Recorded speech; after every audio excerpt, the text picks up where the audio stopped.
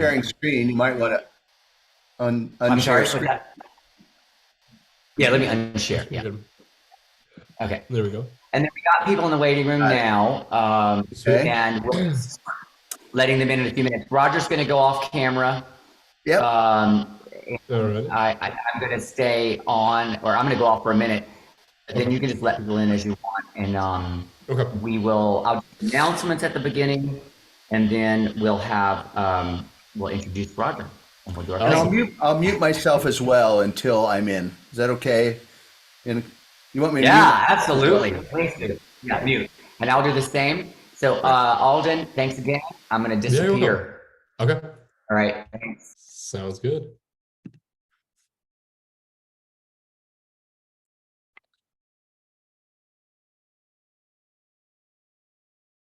Ooh.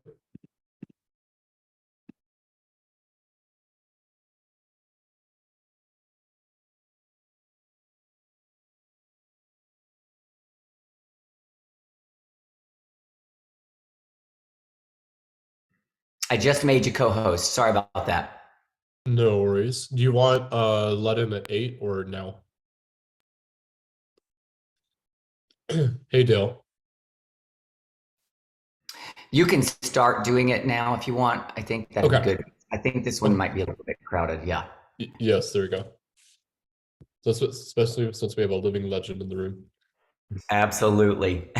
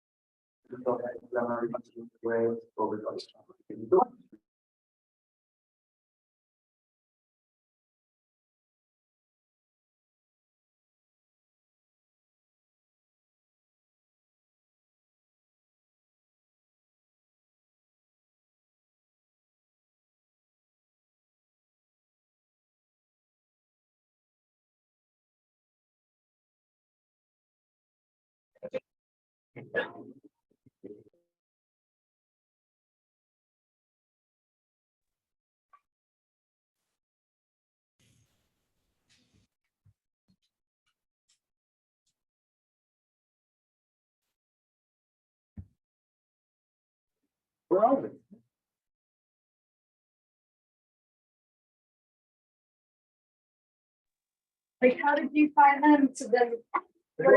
I came up.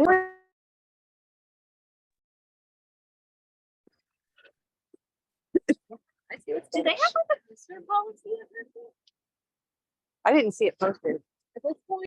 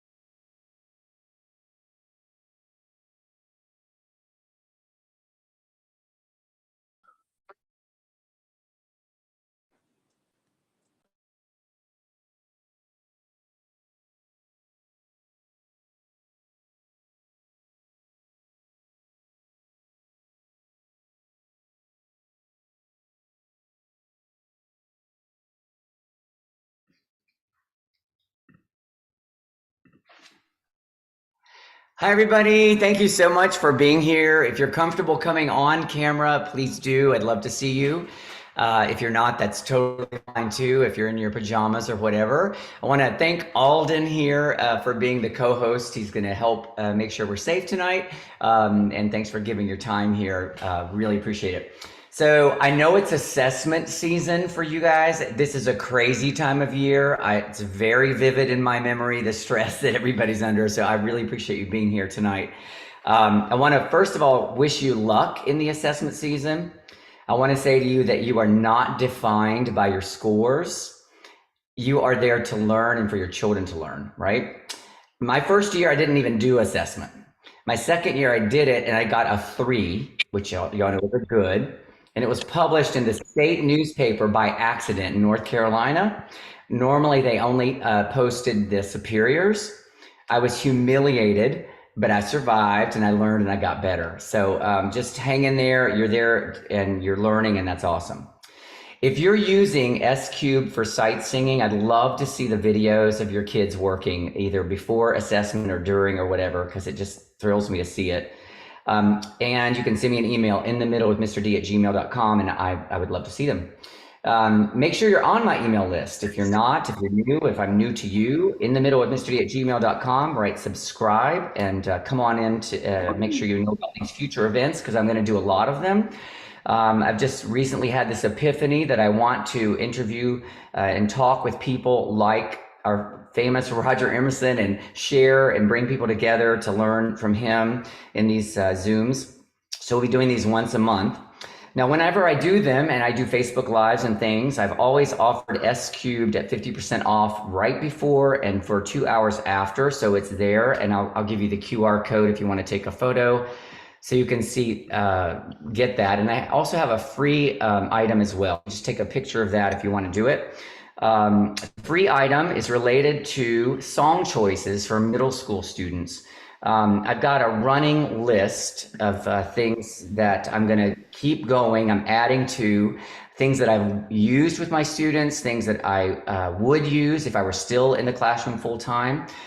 So it's free tonight until 10 p.m. and you can go grab that. It's normally $20, so I hope that you can use that. I'm going to stop sharing, but I'll come back to that. And I've put this on the Facebook and stuff as well. And so I am retired from public school teaching, but I'm still really active. I'm doing honors choirs. I'm teaching teachers, and I'm loving every second of it. I was telling Roger right before this that I'm on a platform now called OutSchool. And OutSchool is basically me using my skills to teach kids online. And I'm teaching, of course, sight singing, but I'm teaching also a Broadway class that because I love Broadway. And I show students the show, like a show, and we talk about it. We talk about the performance. I'm teaching private lessons there. I'm teaching an LGBTQ class as well. So there's a little fuzz going on, so I don't know if everybody's on mute. Just want to make sure that you are. Sorry about that fuzz. I'm going to start a GSA for middle school students, a Gay Straight Alliance on that platform as well. And I'm looking forward to what that will be because it's a meaningful thing for me personally. So we are going to be doing these monthly, and I want to know who you want to hear from, who you want to be there. I just saw Victor Johnson came in the room, and I can't wait to meet him. I'm hoping to have him on a later thing here as well. Again, sorry about that noise, but we'll just do our best with it. It's technology. So I'm going to go forward and have Roger Emerson introduced here. Everybody knows who he is, and that's why you're here. He's a professional composer and arranger with over 900 choral titles in print and over 30 million copies in circulation. He's the most widely performed composer and arranger of popular choral music and vocal jazz in the world today. His works include the choral arrangements of Josh Groban's You Raise Me Up, Seasons of Love from Rent, Defying Gravity from Wicked, Joyful, Joyful from Sister Act, Don't Stop Believing from Glee, and most recently, My Shot from Hamilton. In addition, his vocal jazz arrangements of Over the Rainbow, Vincent, Blue Skies, and I Wish are some of the most performed of all time. Mr. Emerson has been the recipient of ASCAP's Standard Award for 30 years running, and his works have been performed at the White House, Carnegie Hall, and the Kennedy Center. He is in constant demand as a lecturer on pop music, vocal jazz, and the changing voice, and has appeared at numerous MEMC, Gay, and JEN conferences. Without further ado, let's welcome Mr. Roger Emerson. Thank Hey, you, everyone. Roger.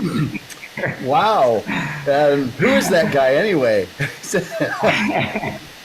Well, Roger, what a I treat it is. can't believe you're here. Like I have shared this with many people over the years, and we were testing the sound before you guys came, and this hiss came up, and I don't know what it is, and it came back again. But we're going to talk over it.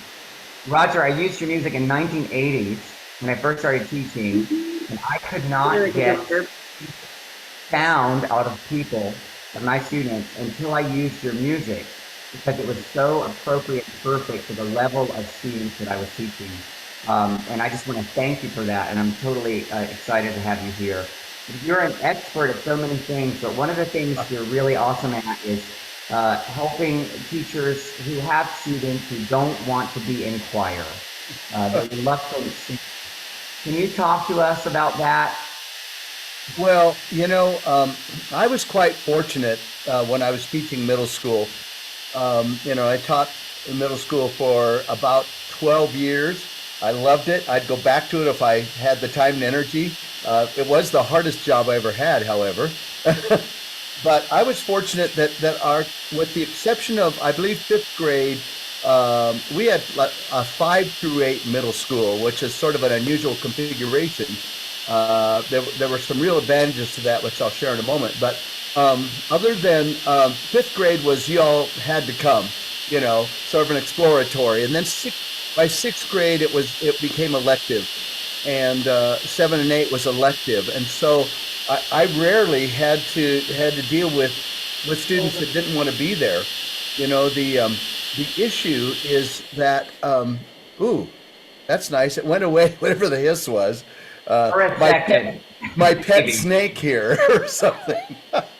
Anyway, I was fortunate that the kids that were there wanted to be there. Of course, we had so many kids that the teachers were very happy with us, um, uh, and so it was really terrific. But what I'm seeing more and more of is that the middle school classroom is being used as a way to just balance the schedule, and it's really unfortunate. And I often say, you know what?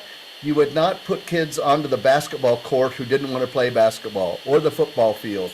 And with so many administrators who are former coaches, I think you need to make that analogy and say, hey, I can do a guitar class with y'all come. I can do a film scoring class. I can do bucket drumming. I can do all that. But if we're talking about a performance class, it's a whole nother ball game.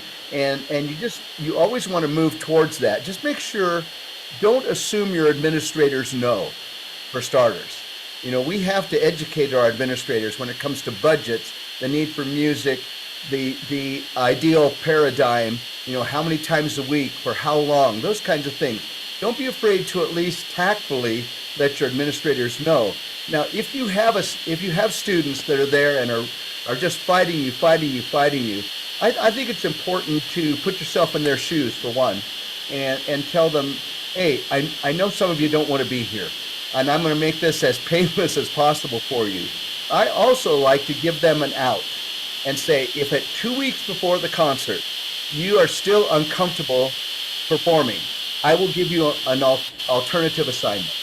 You know, and I think that takes some of the pressure off, and you're going to win some of those kids over. Hopefully, a lot of them.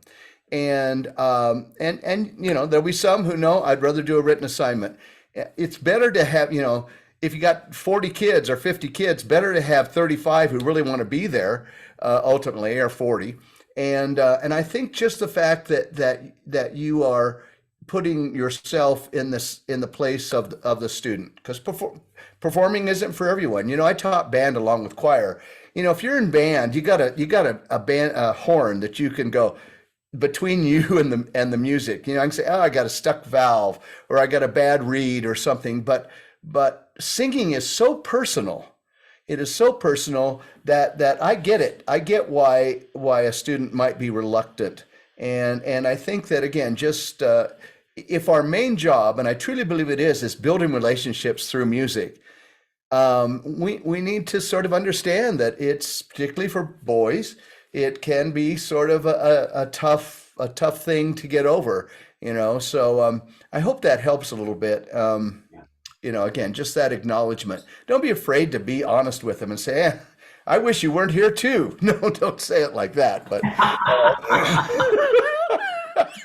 Yeah, I agree with you about relationships so much. Building the relationships with the middle school kids is paramount, and giving them the flexibility and the freedom that they can go in and out. Like I had many conversations in my career with students when they were not happy in my spot, right? Just honest conversations, you know. And a lot of times we hear about teachers being trapped or being a dumping ground, chorus teachers and whatnot. But there's always a way around it if you build those relationships with the students and the parents. So well, and I want to also, hear you some know, of your. I Go was just ahead. going to say, you know, you've got kids who want out, who want to drop. I always say, hey, I understand. You're always welcome back. You know, it's just, Exactly right. yeah, Yeah. And I would say to some kids that, like, I had a situation in eighth grade where I didn't have room for more than 84. So I would have up to 30 or 40 kids who weren't going to be able to stay. And I would say to them that's all, tough. like, look, high school, you're in. If you want to be in, it's a brand new start, and let's go. Because I mean, Yeah, that was tough. Yeah. It's very that hard. is really tough. Yeah. Yeah. So I want to hear some of your strategies for uncertain singers, of course, boys. But a Right. lot of times I hear Yeah, teachers usually. say, I can't get sound out of my students, right? I did a blog post, a series several years ago called "Why Won't My Middle School Choir Sing?" and I've written things about my theories about that. But I want to hear what your theories are, and I know you've got some great materials that I want to share here. But just talk to me about some of the ways that you would help the uncertain singer. Right. Well, again, to begin with, let's hope they're there because they want to be. I mean, that's a big start. It's, hey, who wants to sing? I think some of the problems with not getting kids to sing is some don't want to be there. But the other things is, I'm a firm believer that kids who sing, in particular boys, where we have the greatest reluctance, if they sing in grades K4 or K5, then it's a no-brainer going on. They're already excited. The problem happens when you get them in the 6th grade and they haven't used the instrument. Oftentimes boys and girls are years behind in experience because it's been okay as a female to sing when you're younger. Sometimes boys don't sing. So not only do you have the thickening of the folds, the voice change, but then they just haven't used the instrument. And one of after we left the middle school and I was replaced by a great guy named Fred Wickman. He was a band guy, but he was really open to choir and wanted to learn. He'd often have me come into his ensembles, and he'd say, "Hey, could you take my guys and work with them?" And we go to a separate room with a piano. And it was very interesting. Some things that hit me. One is that if I had a dozen, I'm going to call them barittenors, trying to get out of guys and girls. I'd like to call them soprano altos and barittenors. And I'd put them around the piano. I'd go at about G below middle C. Shake, rattle, and roll. Shake, rattle, and roll. Shake, rattle, and roll. Shake, rattle, and roll, shake, rattle, and roll, shake, rattle, and roll. Out of those 12, about 8 of them spot on. So the other 4, I would then maybe try it in another key. Shake, rattle, and roll.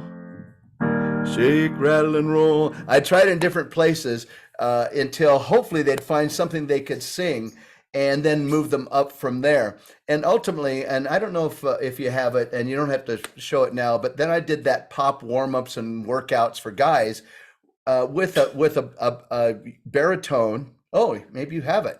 With a baritone there on the recording that would give a model. Oh, okay, you got. And this is, of course, this is the round. What have you got there? What have you got there anyway? Oh, this is the rounds plus. Yeah, this is another not the pop warm-ups and workouts, but we'll have them get a shot of this because this one came later. But I found that how can I be in your classroom with not being there? And so that particular book of pop warm-ups and workouts has audio. The nice thing, it's come out now. We've changed the title. It used to be pop warm-ups and workouts for guys. Now it's pop warm-ups and workouts for tenor bass, and it includes the audio. It was always separate. There was a separate CD you had to buy separately, but it really works. In fact, I had teachers say the one that really got my baritone singing was na na na na na na. Hey, hey, hey, goodbye. Try that with you because they've been singing it at basketball games. So yeah, that's a great one. That's a really great one. And you can try it in a variety of keys. So I think this brings us to what you just put up there, which was the rounds plus. So many times I see on Facebook, I'm very active there, is I do rounds with them. Well, the problem with rounds is they're almost always an octave or thereabouts. So, for instance, for one of the things, row, row, row your boat. Instead of row, row, row your boat gently down the stream, merrily, merrily, merrily, merrily, life is but a dream. I just give the baritoners an ostinato. Row, row, row your boat gently down the stream, merrily, merrily, merrily, merrily, life is but a dream. Just a short ostinato that then the sopranos and altos could go ahead and do the regular round with. So, and now you've got rock rounds. You have all kinds of stuff there. Yeah. You think Can we? This is new for you, right? What's that? This is new for you, right? Yeah, This is a newer. The rock rounds is new, and I've got to be honest with you. I did pop rounds, but they are not. Neither one of these is necessarily ideally keyed for middle school. However, Hmm. when you get if you get the pack with audio, it's got that what's it called? It's like Sound Plus or Playback Plus, and it allows you to change keys. Now you can only go so far before the vocals start to sound funky. But the nice thing is the track, you can probably go up to maybe a fourth away and put it in a key that works for your students. But I'm a big believer that Rounds Plus book, which is a cappella, just find where the sweet spot is for your barittenors, and then choose your choral music accordingly. Because there'll be a place Yeah. where they phonate better. Of course, that could be before Christmas or after Christmas, because it's a moving target. But that is, again, sort of always been my forte is trying to get the baritenors singing, because your soprano altos are all mezzos. They can do about anything, for the most part. So You know, Roger, you mentioned the changing of the keys from Round Plus, and I did a lot of stuff with my boys. I would get something a cappella, and I would just shift the key to what yeah, worked because that is you want them to feel successful, you want them to be successful, yes, and I would just tell that, like, if I go to adjudication with an a cappella piece, I would tell the judges, "This is what I've done," and then let yeah, it go. It's the realistic way of teaching the true beginner, which is all I ever taught. I say oftentimes to people in workshops, I waited for that little Mozart to come, and I just never got him. And and so I yeah. had to teach what I got. Um, Well, so go ahead. I've got to tell you that I taught my first 5 years. I taught, then I was out for about 8 years when my kids were coming up, and then I went back to the middle school. First time I was a great cheerleader. Second time I taught them to read, and it was an amazing change. And I want to thank you for S Cubed and all that you have done, because it really suddenly you pass the responsibility and baton to them, and there's something about the eye and sound coordination that really helps. And I don't know if you know this. I've never shared this story with you, but I'm gonna right now. And it's got to be maybe 7 or 8 years ago. I was at a workshop in Southern California. I think it was maybe a Western ACDA or CMEA or something. And I heard the teachers talking about S cubed, and I didn't know what the heck it was. They said, "Oh, if you haven't heard about S cubed, you need to get it." And then, of course, you and I met there. You came up to Atlanta, if I recall, a Joy of Singing workshop, and we met and really hit it off there. But yeah, I just think you have done so much to raise the level in the middle school classroom. I really applaud that. So, and he didn't even pay me to Thank you say, very much, Roger. yeah, It your means the check's in the world mail. to hear that. No, but it means the world to hear that from you. And there's so many ways to do it, right? Teach sight singing or whatever. There's so many ways to teach everything. And I made a vow after that first 3 years of teaching that if I ever figured anything out, that I was going to share it. And there was no YouTube back then. There was no Yeah, Facebook. There was no nothing.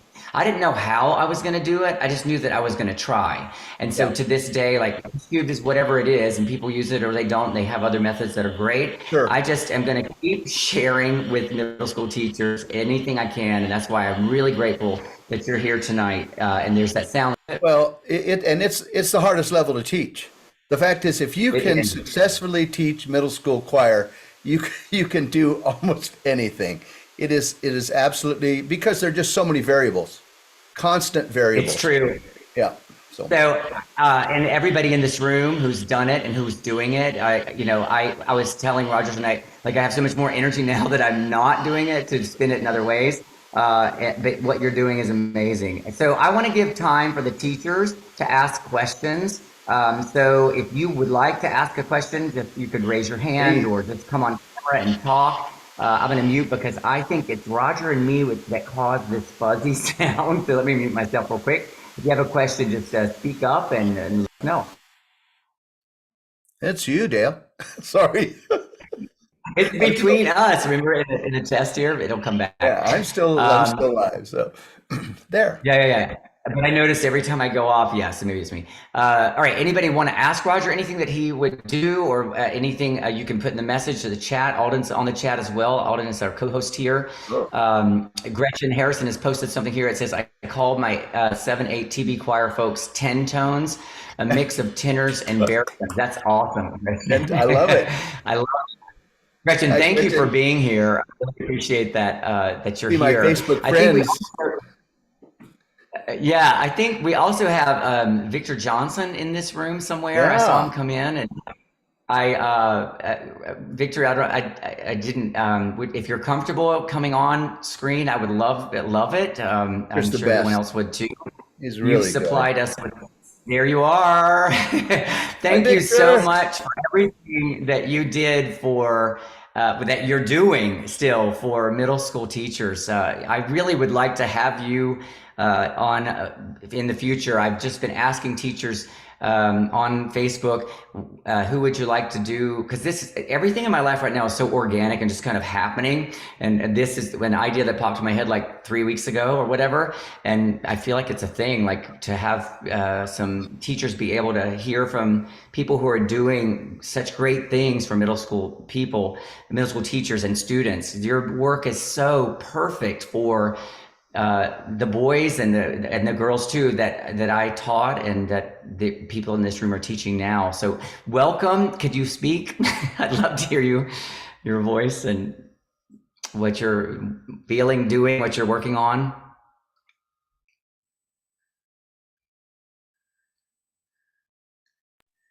Yeah. Hey, There you Can you go. hear Hi, me? Victor. Yeah. Hey, Roger, how's it going? Oh, it's going great. Yeah, Victor's a real deal. I love him Oh, thank and your you. music. Victor, what is the favorite piece that you've composed? Like I heard your piece last week in Alabama, Coimba. I had never heard it and I loved it. And I'm just curious, what's your favorite piece that you've composed? My favorite piece would be Stars I Shall Find. That's one that has like a really special meaning to me. So I think out of everything I've done, that would be my favorite. So the special meaning, is it a personal meaning Yeah, or something? it was so I wrote that for my two brothers, and they're really special people in my life. And at that point, I'd never written a song for anyone in my family. And so my youngest brother, he was having some medical issues. And so I wrote the song, and me and my other brother went to the hospital, and we sang that to him in the hospital. Um, Wow. it was just the two of us. So we had, a special moment. So Yeah, that that sounds piece, yeah, it came from a special place. yes. Yeah, it sounds like it did. Roger, do you have a favorite piece that you've done? Oh, well, it probably has to be Shoshone Love Song. It's just this wonderful text that I discovered over 20 years ago. I went to my local library. I live in a small town, Northern California. We now have 3 feet of snow out here. A little library, probably, I don't know, 400 square feet. And it was a little ragged book that I've looked for since and can't find. They think they tossed it, called Indian Songs. Not very PC, but Right. it was just a great text. And literally, I came home, sat at the piano, and in about an hour, it just flowed out of me. That one, and I'm sure, Didn't My Lord Deliver Daniel and Elijah Rock and those contemporary spirituals again, my goal, I think Victor would say the same thing. My goal has always been, how do I get kids excited about singing? Because, if they're excited about singing, your job becomes so much easier. And then hopefully So much easier. it will be musical at the same time, so Yeah. yeah, those are my Well, the favorite. work that you, Roger, and you, Victor, have created for us middle school teachers, it makes it so accessible. It makes it so easy to help them sound the best that they can. Like I said earlier, I waited for the Mozart, and then Mozart never came. So I just dealt with what was in the room, right? And I wanted to help them have a high level of success. I wanted them to feel successful. I wanted them to sound good and to be proud of what they've done. Yeah. And your work, both of you, Thank you. makes that possible for all of us. And I wish that I could arrange. I wish that I could do what you're doing. It's just not what I do. You're But I'm SQ. thankful I for. can't do SQ. Well, You and I know, think I know it. I know with SQ to just I wanted to I wanted to help the kids that had no background, and that's who I taught. So I just, and it was trial and error, basically failure over and over and over again until I finally figured out a few things. But go ahead, Roger, you were Well, I saying. was just going to say, and I think, and Victor's music is like this too. We don't write down to kids; we write up, and that maturity. Because even though there are limited parameters, they want to be young adults, and I think we write somewhat sophisticated music in that way, so that when they do perform it, they feel validated. So that's. Mhm. So we've got it Thank you, here Victor, for in the nodding. chat. A couple things in the chat. Susan Crafts did Elijah Rock. She did Elijah Rock last year. It was her first year in middle school, and after many years in elementary school, that's a big transition. That's a And my big kids transition. loved it. It is. It's a hard one. Also did My Shot and Holiday Road. All Wow. of them were. Roger himself recommended Holiday Road to me on Facebook, as well as his Sing 678 book. So yeah, that's great. Wow. And Wow. Thank you. yeah, yeah. Beth Truesdale says absolutely that. Let me says that is my struggle, creating an environment where they are excited about singing. Can someone place Mr. Emerson's round in the chat? I'll take care of that. I Yeah, need the to mute myself rounds again. plus. It is. I really like it because it requires no audio. And in fact, I just start with the guys, row, row, row your boat gently down, or whatever it is. I start with the ostinato and just get them chanting it over and over, just like na na na na na na, hey hey hey, goodbye. Get them chanting, and then add the others so that you. And if it's not working in this key, it's a cappella. So pop it up a step, down a step, until you hear that sort of somewhat consensus. It may be a little ragged to start with, but it gets better. So. I just placed one of the Emerson round books in the chat for you, and that hopefully will lead to the others. Roger sent me some stuff that I looked at that I'm sharing with you. The Dale, discovery. the other thing is, and if you go to sing678.com, that's my little website, it's sort of laid out like a method. Try this, and if that works, then go to here, then go to here. And there are audio, if you learn more, if you click on that, it's got the audio links and the score play links to all of those. So, it's a really good way to, in fact, I say people don't buy it, just try it because you could put the link up and see if they can sing along with it. So it's, and then if it works, then you can buy the thing. And you don't have to buy it there either. Go to wherever you get it the cheapest. That's what I say. Yeah. So you sent me something about Discovery Series, and I just went on Google and I typed in Discovery Series, and I typed in a few things: rounds plus, rock rounds for choir, and it they're was all, very easy to find. and the Discovery series is at Hal Leonard, and it's curated by Audrey Snyder, who was was in the middle school classroom for years. The three-part mix are right in the pocket, and don't be afraid to, you've got to realize that just because it says three-part, don't think it's going to be parallel three-part harmony, because that's hard to do.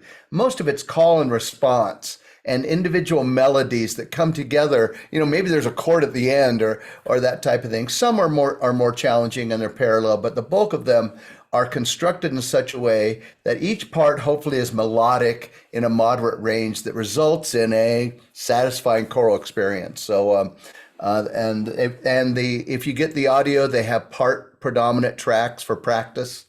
I used to send kids to corners of the room. I mean, it was cacophonous. But they would practice their parts, you know, for about 5 minutes. And it was sort of a lot of laughter and stuff, but you'd be surprised how well that can work. And again, that's part of that team building, kind of thing you want to do. Yeah, I know it's crazy. Come on, let's do something crazy. So, Yeah, Roger, what you're such a master at doing is that call and response thing that makes, like, I'll use the one I've used the longest, which is Centerman, which I've used for years. And that it's one my is first. so easy and it's right where the boys should be, they can feel successful really quickly. And the hardest part on Centerman is when you have the homophony at the end. But it's exactly what they need. Like they need to be moving in that direction. But the thing is, they can have success with with your music in ways that sometimes not with so much of the other stuff that's arranged for the system. Thank you. What I'm really excited about is we're going to reissue all of my contemporary spirituals with a second edition with all the supporting background information, the context of each one. Um, Hal Leonard's going to do that for me, and at the time we just didn't do that, but now it's very important that we know about spirituals in context. At ACDA, in fact, I had a couple extra hours before my flight, and I went over to the National Underground Railroad Museum there in Cincinnati. It was fabulous. The timing was just right as I gathered more information. I had many discussions with Chester Hairston early on about what he called telegraph songs, and what the underlying meaning is of those. And so that's my next project. So I want to do it right. So I want to make them Awesome. better. All right. We have a couple of hands raised. So, Great. Shannon, would you like to go? Oh, I'm so nervous. I feel like an amateur. So thank you. Me too. Don't be. I That's why we're here. I want interaction. am so thank you so much for hosting this. I'm really excited and I'm a mess. But I am a recording technology major turned music teacher. So I didn't go to school and study all the fun strategies that I was supposed that, normal people do. But I was raised in choir and band. So as a student, I knew what I'm doing, but now I feel like, I'm working on things, and something that I feel like I'm really struggling with and having a hard time finding answers for is what to do. I know you talked about the boys and calling them tenors and basses. But what are some specific strategies for really trying to get them to not sing in the same pitch? Because bless their hearts, but I've got like the same pitch going on for every little thing, and we're going to festival in like 6 weeks, and we are not making wonderful I'm progress. ready. So I'm just curious. Yeah. Yes. So, and these are your tenor basses. Is that correct? That you're having trouble with, Shannon? Yes. Yeah. Yes. And And they're probably not actually phonating. I hate to say it, but they're just not putting enough air over the vocal cords. Some things I say to them. Number one is the tenor bass with the most notes wins. And the idea is to get them out of that sort of okay, because they're just droning, and sirens help. Whoa, whoa, those kinds of things work. It's interesting, and I never did this, but both Henry Leck and Don Brinegar, who are real choral gurus, have had good experience with falsetto. Woo! Them singing in falsetto. And the interesting thing is when I would take those 12 guys of Fred Wickman's choirs, when we were doing call and response, they would jump up and sing the soprano alto part and then come down to their part. And so it just reinforced that can work. Again, you might try a chant like na na na na na na. I bet they will get out of that monotone. I hate to say that maybe you're forced to go to assessment. I wish I, I wish maybe you weren't yet. I mean, if they're still in that place, it would be nice to not. It'd be nice to go and observe, perhaps, as opposed to Yeah. getting up in front and doing those kinds of things, if at all possible. I don't know about your state, where you are, what's required, but because once they hear some baritone singing, maybe they'll go, okay, I can do that. So you might try so the excerpts I'm in on the. California where you are. So it's Yes. definitely not required. It's the festival in the parks at Great America down Oh, in Santa Clara. yeah. So it's just, Cool. I know the standards are a little lower. It's not like It's not like we're not in Texas Yeah, or anything. So, it's just a fun but thing. Yeah, or more yeah, fun. yeah, and we're in that place of rebuilding, and we haven't And had a consistent choir just for go and do years. your best, and don't Right. worry about it. In fact, I took my choir to uh, the same. It wasn't the festival, but we went to the park, and then we sang at a middle school there. Oh, This is years nice. ago, and slept on the gym floor. Oh, I'm wow. not doing that anymore. Well, thank goodness I don't have to Shannon, spend the night with these kiddos. So lots of You sirens see, and there's always a whew, bright side. You know, yes, so yes. So yeah, I would I'm say also at this taking point, my band and orchestra. So we're going anyways. I just didn't want to. The other option would be taking my strongest 12 because out of 29, I've got really strong 12 sixth graders that are right? great. Then I've got my group of like eighth graders that are like, why am I here? They put me in this class. And Well, then the Uh, yeah, I would. First of all, I'd take them all because it's a reward to go to the theme park. You want them all there, and maybe it would be okay to have the 12 who can match pitch and sing, and the others just enjoy the day and hear some choirs, and it ain't world peace. right, So right. Well, Shannon, I you're doing the appreciate right thing you're doing with all the this right things. thank experience. Yeah. you. I want to take Thank a you. moment to talk about the boys for you because what I noticed with boys is that they need to feel and experience matching the pitch Yeah. correctly. So I would take my boys and I would have them one-on-one, like before school or in lunch or whatever you can do. And I would find where their voice lives. And I would have them sing like sol mi sol back to me, and I would usually be pretty accurate about guessing where their voice was living. And then once they would match that pitch, then I would move them up and down half steps, and they would feel and experience what it's like to match the pitch. And then when they would get up to the certain pitch that they weren't matching anymore, they were aware that they weren't matching the pitch correctly. And they would hear it with me, and I would say, okay, so when that now you're not matching it anymore. So then I would work with their falsetto, like Roger said, and get them matching it there, so that they understood that they could do that in falsetto and be in tune. What we don't want is for them to sit in the corner, not matching pitch correctly, because that becomes a physical memory that they can't get rid of, and they just think that's singing. So I Well, it hope sounds that to gives me you a like little bit of help. yeah, Dale. It sounds to me like she's got some boys who really don't want to be there, and that's really hard. Yeah, And yeah. that's just flawed from the Yeah, get go. it's not me, like they're really sweet, Yeah. sweet for middle schoolers, and they're trying. I gave them that separation choice where that coming to Jesus. Do you really want to do this? Because I'm not going to force you to stand in front of Right. these judges and sing Yeah. something that, when I can't Yeah. even It's an get you to embarrassment. stand up during rehearsal. Like we're Right. warming up. Let's stand up. Get off your bum. Let's do this. You So know, when you get back home, you might try kazoos.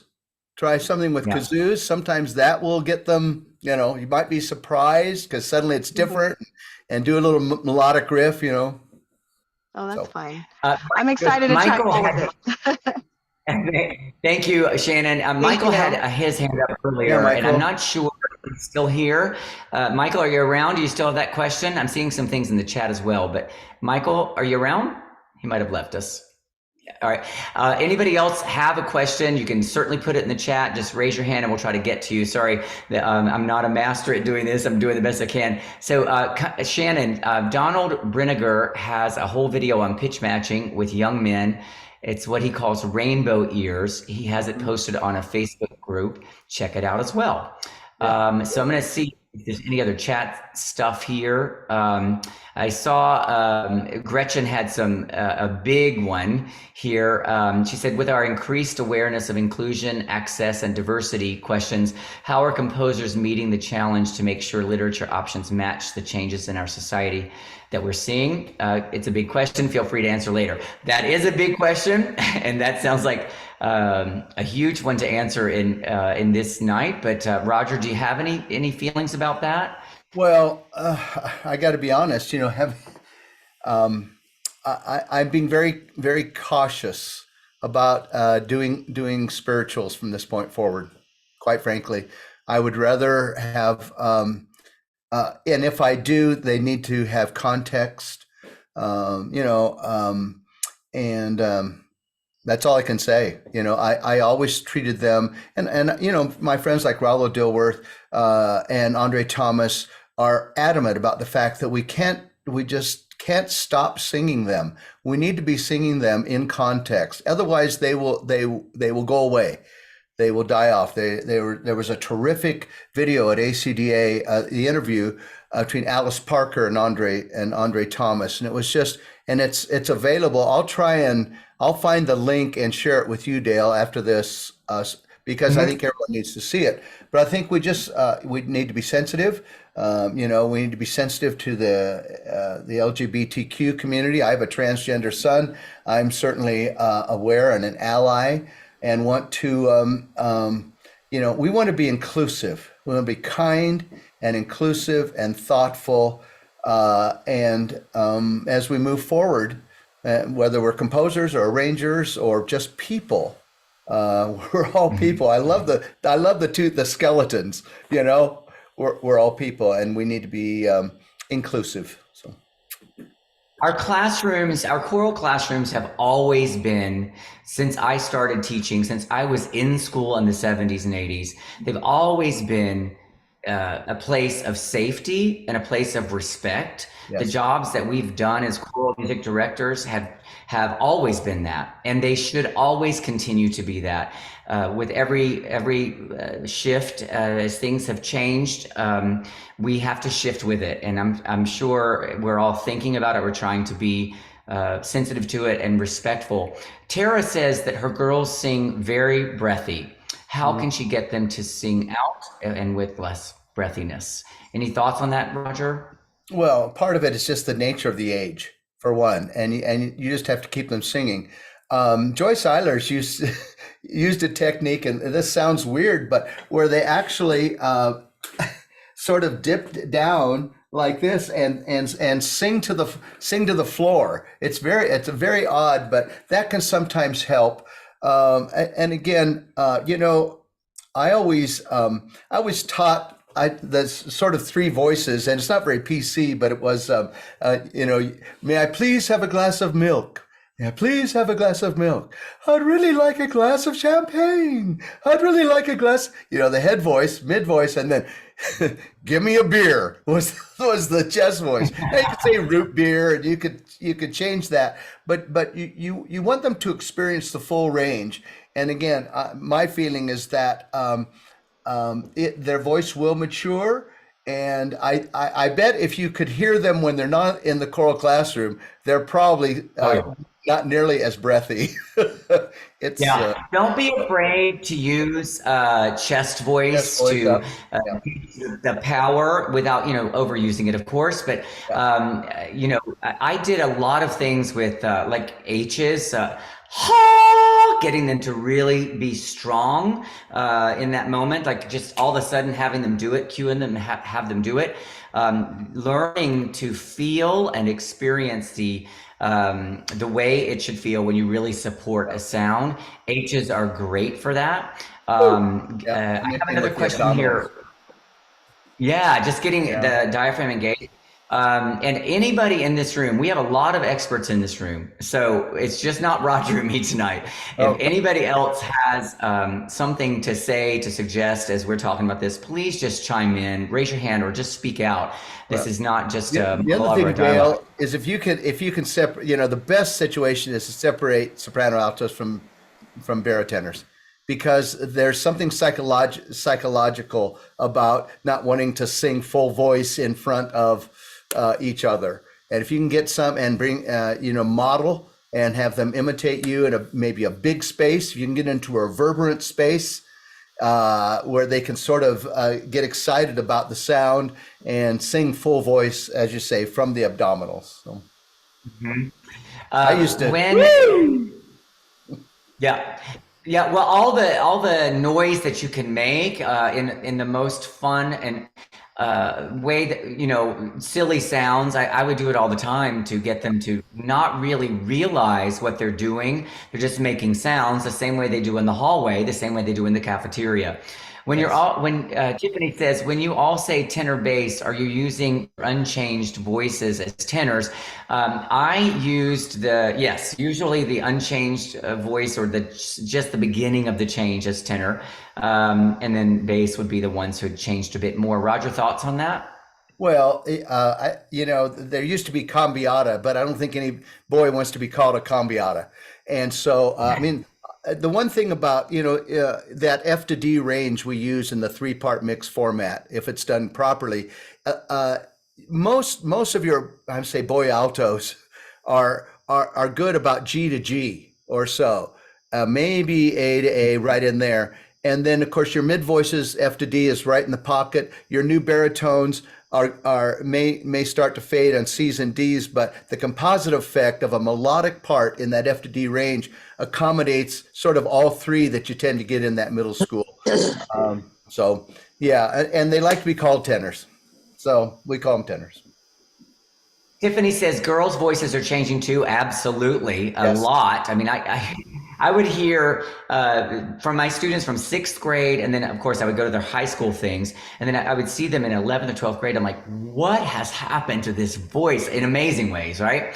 Because it is changing immensely. Of course, we all know the musculature of the boys is changing so dramatically that we know what happens with the droning to some of them, and things that are really difficult for teachers to deal with in the middle school age and even early high school.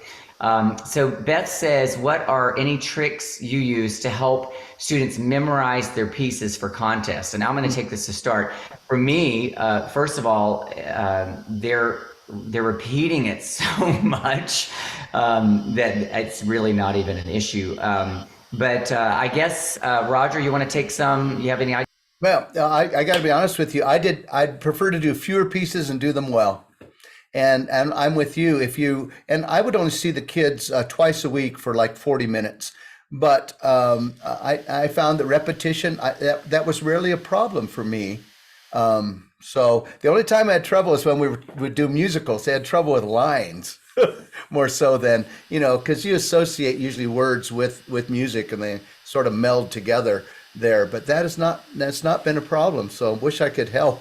I can't provide much help there. Yeah, I would say, recording the things, letting them put them on their headphones, listening over and over because the auditory learners would listen and learn in that manner. That's how I do because I'm more of that kind of learner when I'm learning lines for a show. Gretchen says the straw and glass of water practice is great for, it went away, for getting sound moving forward with energy and enthusiasm. What I found with middle school kids is that when they are excited and when we are excited with them, when they're excited about the music, they tend to sing with more energy. That's a really important thing. And that's about song choice. It's about teaching style. I'm going to mute myself real quick. Roger, any thoughts about that? Well, yeah, I mean that's a really good thing. Some songs some choral pieces generate their own energy. And again, if they're in that sort of I don't want to say chest range, I'm gonna say maybe B flat to B flat or C to C. If it's the right piece, I mean, I think of things of my own, something like Good News is just right in the pocket, and because it's got sort of a high energy accompaniment, it's hard not to sing it with full voice. Yeah, I always in the spring of the year after a festival, I would do my musical review, which was the thing that cranked the engine of my program. And I would always choose at least one song, and Broadway's easy to find, that included some chest voice for the girls. And it was Absolutely. really, I could teach them to do it well and healthfully. And I would not, I would say I would get to teach them about vocal health and about how if this is bothering you, if it feels like it's straining for you, Right. then stop, lip sync, whatever. But we're trying to help them learn that their voice has a lot of different colors. And I think a lot of times in choral music, we can, especially like with adjudications and things, we can get really caught up in just this is the right way to sing. And really, it's just one way to sing. And so, we need to be able to put different colors into the tone and not get penalized for it on the adjudication panel. Yeah, And that's absolutely. that's really important. And you know, if it takes grabbing Lizzo and doing, "Are you ready? Are you ready?" You know what I mean? Because once they have the sensation, then I go, I need that Lizzo voice that you just sang there, here. It's And so Roger, you much. make a really good point. Like finding what relates to those students now and Yeah, staying engaged with that. What are they listening to? Like I watched the Grammys because I'm teaching on Out School now and I have middle school kids and I want to know what they are, what's charging them up. And yeah, I have to stay up to date on that. And that's one thing about like not teaching in the classroom anymore on the daily. I don't want to get disconnected from what's happening with those students. Amanda says, how do you fit the one changed male voice into the two-part ensemble? I have one very low student and everyone else is in a mid to high voice range right now. How do I make him fit in? And I'm going to jump in real quick on that.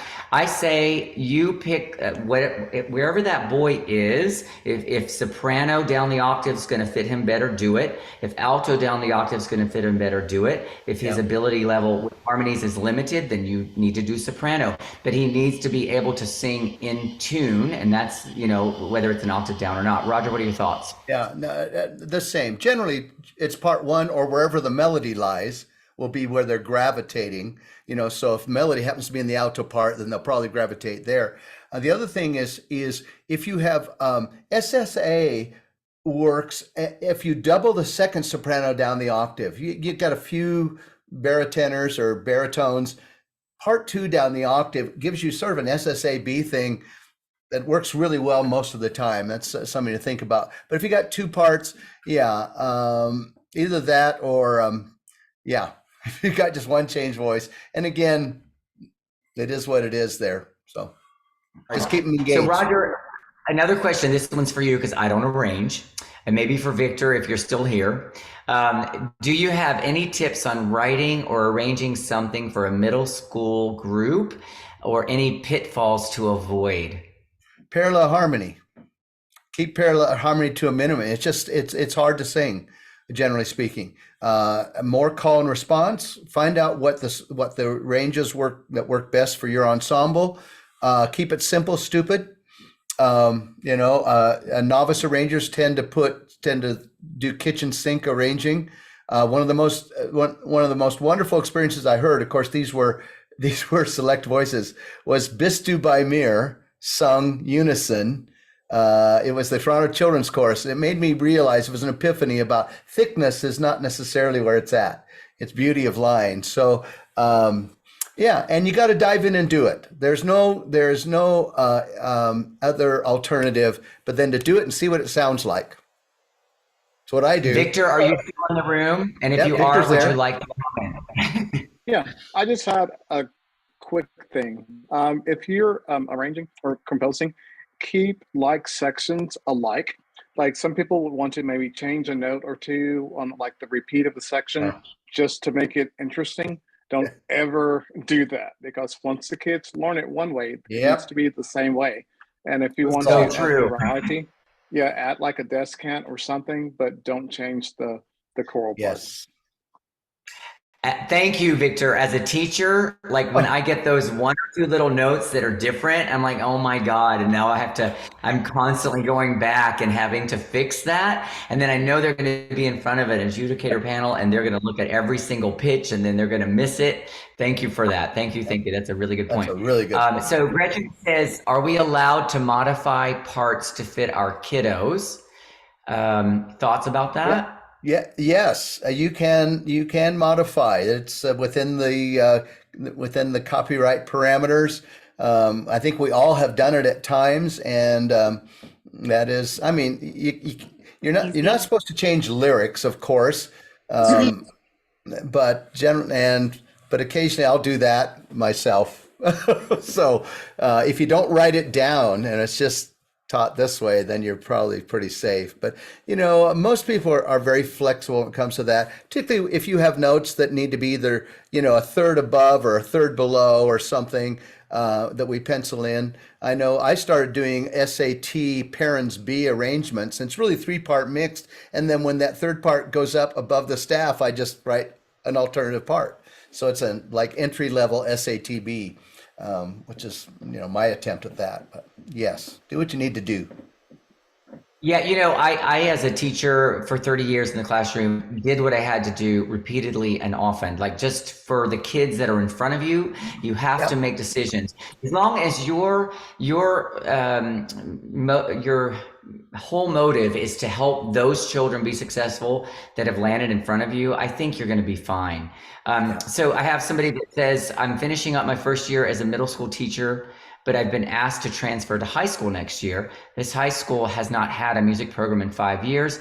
Do you have any recommendations on what to start a choir with, whether it's warm-ups or concerts? And I'm going to say to you, just, when you start anything new, that you need to build the foundations. At the beginning, find out where they are, do some foundational building of sight singing. Roger, what are your thoughts about this? Well, so you are going to move up to the high school, is what it sounds like, right? Well, Yeah. of course, I'm a big find a piece that will sing right off the bat and sing. The kids are there to sing. And, and you can look through some things. Again, if I were starting high school and had to throw something out of all of my pieces, and I've done like 1,000 of them, I would pick Good News because it's mostly melody throughout, and then it sort of has a little ostinato and ends with a chord. And then, Dale's absolutely right. Then, of course, there's a book I really like. It's called Essential Elements Musicianship, and it was done by John Levitt and Emily Crocker. And it's probably 20 years old, but it's laid out like a band method. For those of you who teach band, I had to teach band, and I realized, why is band so much easier? Well, you got a method book, you got graded arrangements, and you don't have to, and you also have a horn, which, it's not as personal. But the nice thing is that it would really work better at high school. And it's just like it has exercises on phonation, has reading, then has a short piece of music. So you're building these skills in a sequential manner, and then you can interject your own things. But if I were to pick one book and I was at the high school level starting a program, it would be Essential Elements Musicianship. It's a Hal Leonard publication. So I don't get any royalties. I just think it works. So Emily Crocker and John Levitt. the other, John yes, Levitt. they are Yeah. legends as well. They're legends of beauty. You guys, I'm going to start to wrap this up because everybody's time is valuable. I just really appreciate you being here tonight, Roger. I appreciate everybody who's come tonight. I hope that I want to do this once a month with somebody and anybody else who will show up. People who have contributed to the middle school stuff that we're doing because every one of my colleagues, Emily Crocker Wood, Christy Carey Miller, Audrey Snyder, they would all love to be here with you, Dale. So please reach out, and if you want to reach out. And you can always get to me, at rogeremerson.com or whatever. I'm in a spot in my life, as I mentioned earlier, where I'm just flying by the seat of my pants and I'm letting the things organically come in that are supposed to come in. And this is what we're supposed to be doing tonight. And I've got this on recording. So Sarah, we're going to put it on my YouTube channel with Roger's permission so that people can see it and hear that hissing sound. You guys, are you ready? So much for being here, and we will hopefully see you again soon. Make sure you're on my email list in the middle of @gmail.com so that I can send you stuff about this in the future because social media is not super reliable about that. Hang in there. All right, you guys. Thank you. Hardest job you'll ever love.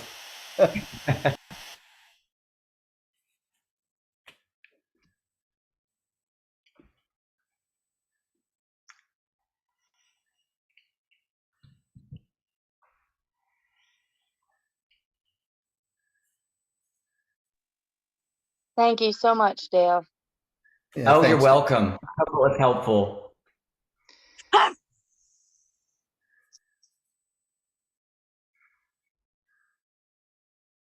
Alden, thank you so much. Seriously. Yes, I have welcome. PTSD of Zoom bombs. So. It's like a party and all your guests are leaving. Yes, Bye. yes. Well, and you like just to say said it's time to go, you know, and I hate doing that, but I really don't. These things can go on forever, Yeah. and I want to make sure that everybody who wants to ask a question has the opportunity. So, hi, Sarah. We were, and we missed the beginning. We got caught up in our own music together, me and my 11-year-old. That's okay. That's okay. Listen, I'll get it up on YouTube in the next day or two, and you can see it. Okay. Forward to it. Thank you so much for everything. Yes, absolutely. Alden, good All seeing right. you. Hey. Yeah, stay in touch, and Dale, thanks for having me. And again, if you need me to Absolutely. reach out to anybody in my gang, just let me know, and they'd love to do this. Oh, I will. I so appreciate it. I really appreciate you being here, Roger. It's really You're the a man. gift for me. You're the man. Let's hope we see each other in person. right. Yeah. I know, right? All right. Take care, and we'll see you soon. Thank you. Okay. Bye, guys. Wonderful from Love you. both